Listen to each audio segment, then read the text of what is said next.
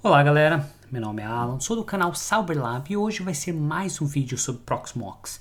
No vídeo anterior que eu postei há um tempão atrás quase, eu mostrei as informações básicas, como você fazer a instalação do Proxmox e como você entender um pouco mais sobre o sistema. Porém faltou um monte de informações que eu poderia ter ensinado e eu esqueci de fazer ou naquele momento eu achei que não era importante. E eu queria deixar uma parte 2. Então, nesse vídeo eu vou mostrar como você finalizar todas essas configurações, explicar mais sobre ZFS, explicar mais sobre Virtual Machines ou máquinas virtuais e containers, não especificamente como criar um container ou como criar uma máquina virtual, mas explicar um pouco mais sobre isso. E desse jeito, nos próximos vídeos você vai entender mais o motivo e como funciona o Proxmox. Então, se você gostou dessa ideia e quer aprender um pouquinho mais sobre isso, nós vamos mostrar nesse vídeo, mas antes de mais nada, não se esqueça de se inscrever no canal se você não é inscrito, ative o sininho e vamos ver como que nós podemos fazer isso.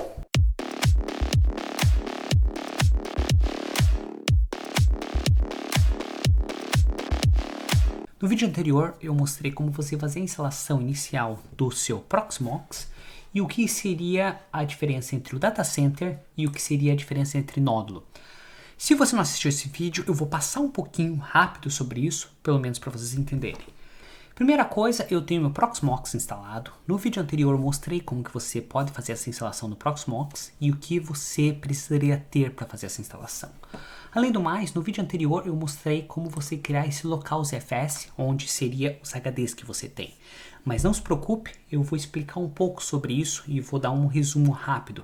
Se por acaso você não entendeu, se por acaso faltou algumas informações, desse jeito nós podemos retornar e vai ser interessante para as pessoas que estão assistindo pela primeira vez. Se por acaso você já assistiu essa primeira parte e acha totalmente desnecessário, então pule para a próxima etapa ou avance um pouquinho o vídeo, que pelo menos não perde seu tempo. Então, como eu falei no vídeo anterior, Data Center seria o geral, o topo level, ou level de topo. Então isso significa que todas as modificações que você fizer, ele vai funcionar para todos os seus nódulos. Imagine assim, você tem vários nódulos, cada nódulo seria um computador, então você tem 2, 3 computadores conectados, funcionando com Proxmox.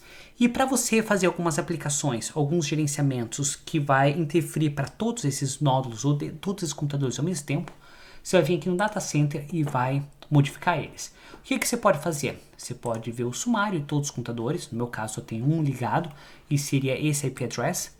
Esse computador é uma máquina virtual, nos próximos vídeos eu vou ligar numa máquina física, talvez seja um pouco mais limitante essa máquina física do que minha máquina virtual, mas pelo menos vocês têm uma noção e algumas coisas como máquinas virtuais e containers, se você tentar rodar eles diretamente numa máquina virtual, não vai funcionar do jeito esperado e talvez você vai ter uma experiência reduzida.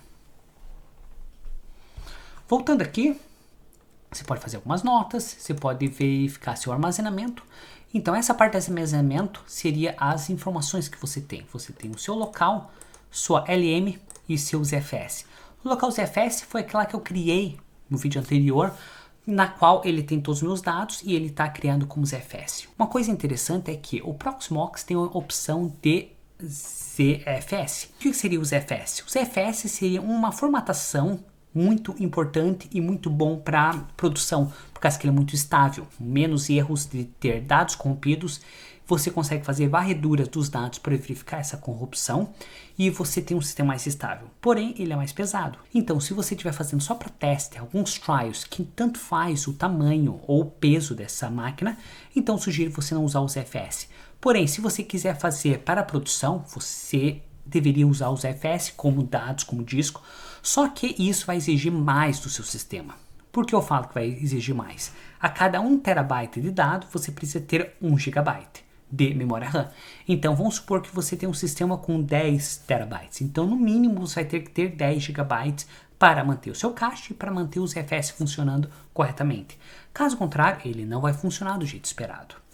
Outras coisas aqui que é interessante seria a parte de backup, a parte de usuário que você teria, no meu caso só tem um usuário, a parte de autenticação, se você acha que é importante proteger mais, uma coisa bem sugerível, você ter aquela autenticação pelo celular, que você vê o código e ele vai mudar a cada 30 segundos, e outras coisas. Mas vamos vir aqui na nossa máquina. O que nós esquecemos de verificar? Se a gente vir aqui na nossa máquina, nós vemos aqui na parte de atualizações, e não tem nada de atualizações. Mas realmente não tem nada ou nós não atualizamos nosso sistema.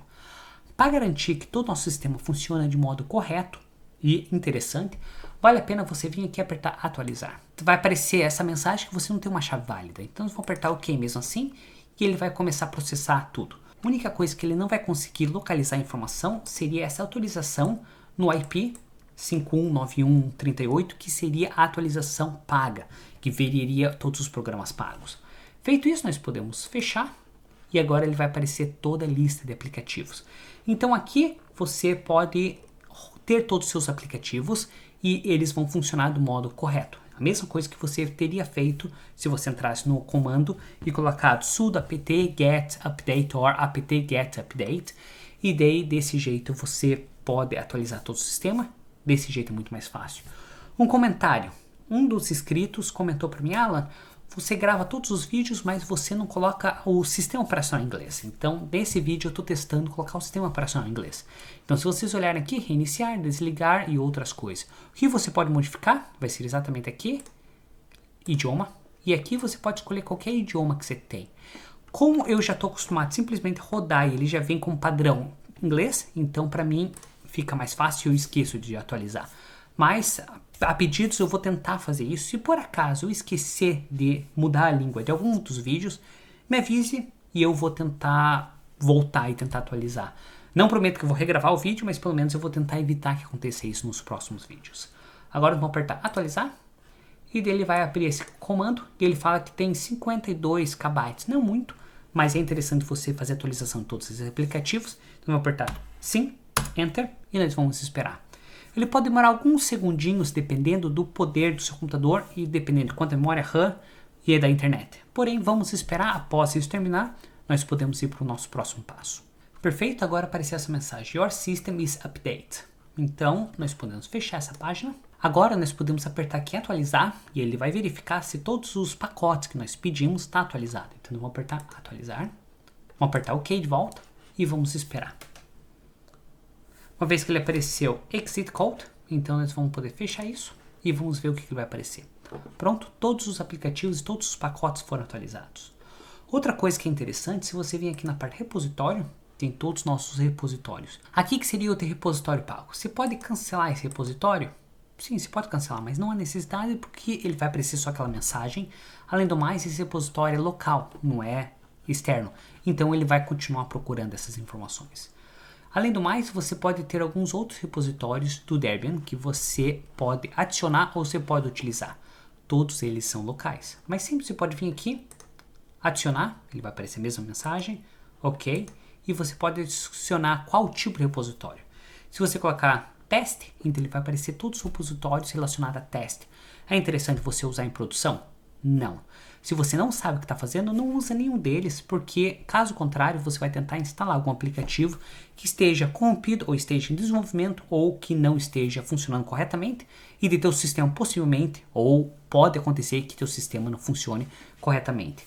Porém, se você vir aqui no Subscription e adicionar, e daí você pode recarregar os pacotes e na hora de vir na atualização você pode apertar atualização e vamos ver se ele vai aparecer alguma coisa a mais. Saiu. E apareceu mais pacotes. Por que apareceu mais pacotes? Porque nós adicionamos esse pacote aqui de Proxmox. Então são todos esses aplicativos que já vêm pré-instalado, pré-configurado no Proxmox. Então nós vamos vir em atualizar de volta. Ele fala agora tem 361 megabytes. No meu caso vou colocar OK. Só atualize isso se por acaso você quer utilizar um desses aplicativos. Vamos supor você quer ter algum desses aplicativos que está faltando. Então sim, atualize. Caso contrário, não perca tempo e não use espaço do sistema. Então nós vamos vir aqui e vamos esperar ele terminar de fazer a atualização. Nesse caso, porque é 361 megabytes, ele vai demorar um pouquinho mais tempo que a atualização anterior, mas nós podemos esperar. Perfeito, nosso sistema está atualizado e ele apareceu essa mensagem: Please continue to reboot this node. Então nós vamos reiniciar esse sistema. Caso contrário, nós podemos sofrer o risco de alguma atualização não esteja funcionando de modo correto. Além do mais, várias dessas atualizações estão relacionadas à segurança. E para a questão de segurança funcionar de modo correto, é interessante você reiniciar a tua máquina. Então agora nós vamos vir aqui e vamos colocar Restart.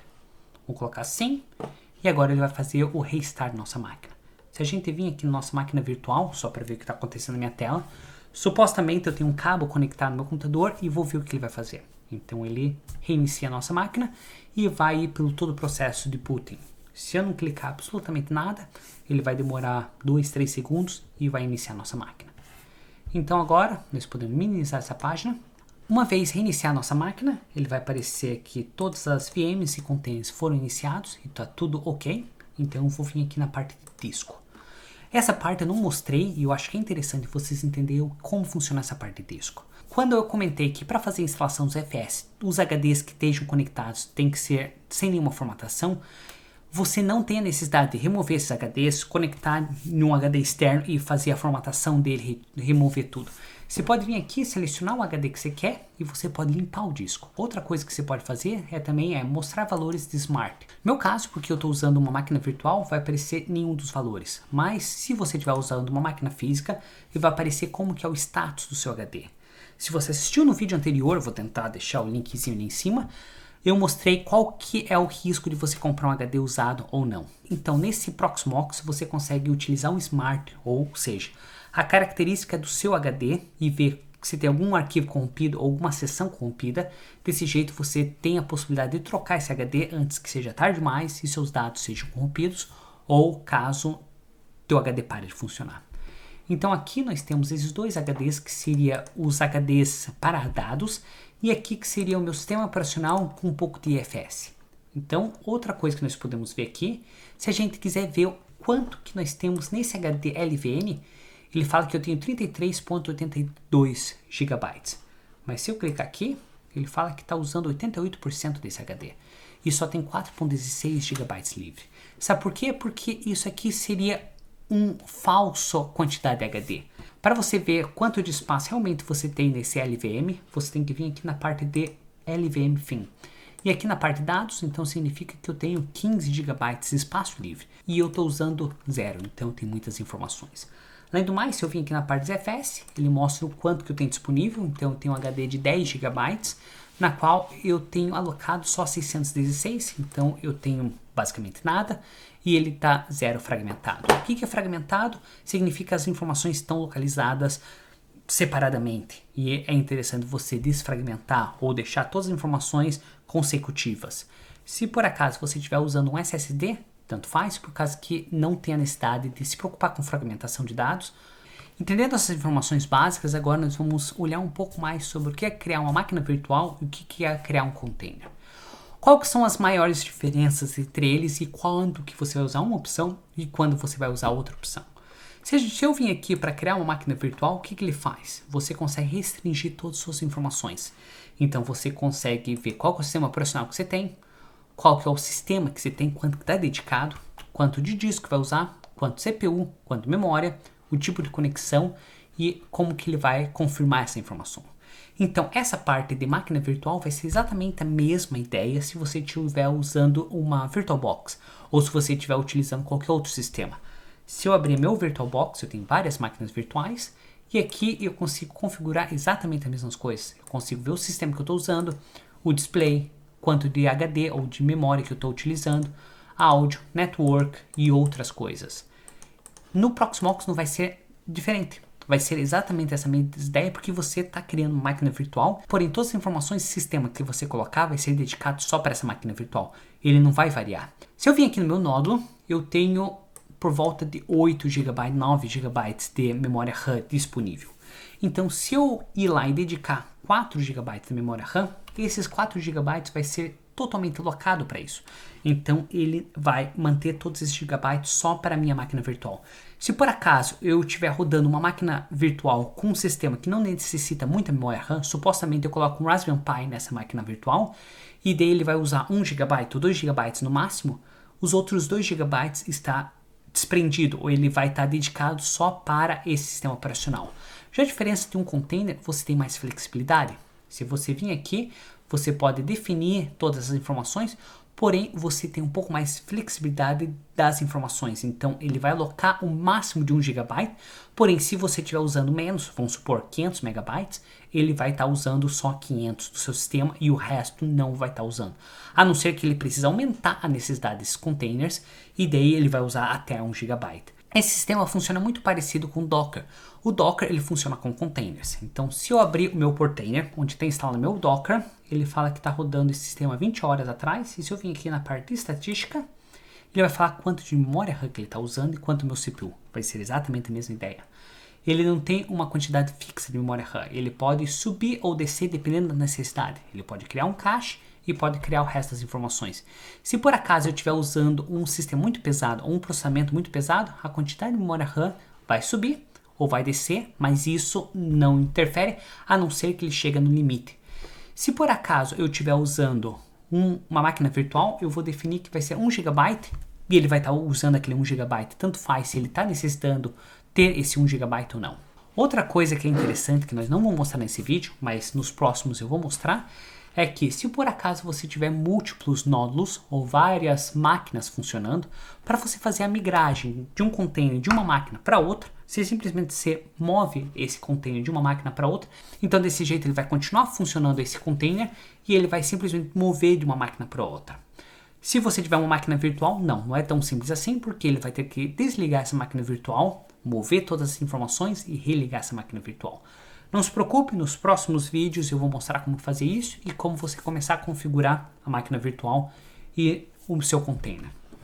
Então, como eu falei, esse vídeo é para explicar um pouco mais do que faltou no vídeo anterior do Proxmox, algumas informações interessantes para você saber, para que nos próximos vídeos você não esteja tão perdido. Quando a gente começar a criar nossa máquina virtual, quando a gente começar a criar nosso container, quando a gente começar a criar novos módulos, ou seja, mais de um computador funcionando em paralelo, ou quando a gente quiser mover essa máquina virtual ou esses containers de um nódulo para o outro para dividir ou balancear a capacidade.